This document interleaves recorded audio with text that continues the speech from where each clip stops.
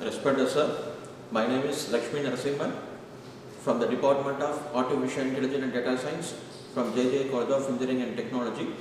Today, I am going to deal with object-oriented programming. First, people have to know what do you mean by object-oriented programming. Both the object plays a role in object-oriented programming with action. It works on 4 important principles: abstractions, encapsulations, polymorphism and inheritance. First, people have to know what do you mean by abstractions here. The process of hiding a data is called as abstractions. Encapsulation means the function and data has been binded together, that has been declared here.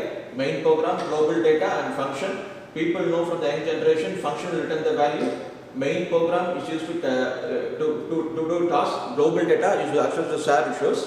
Now, function program plays a role, but even know that polymorphism is an important concept in object-oriented programming. What you mean by polymorphism is a same function will give different meaning according to the situation. That's maybe called as polymorphism. See that this is the object. We will do the action.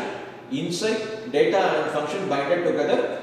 3 object has been created here. This is one of the important roles in object-oriented programming. This is an important role in object-oriented programming. Yes, where it can be used is it has got some important properties. Portable, it can be moved from one place to another place.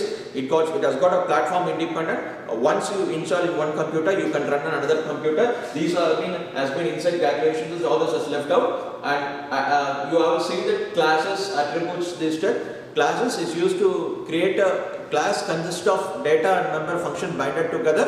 By creating a classes, you should instantiate with an object. And you called it attributes method, manufacturer, name, model name, year, color, these are given. Attributes means it will be called as the properties of entities. Methods means the data and function binded together.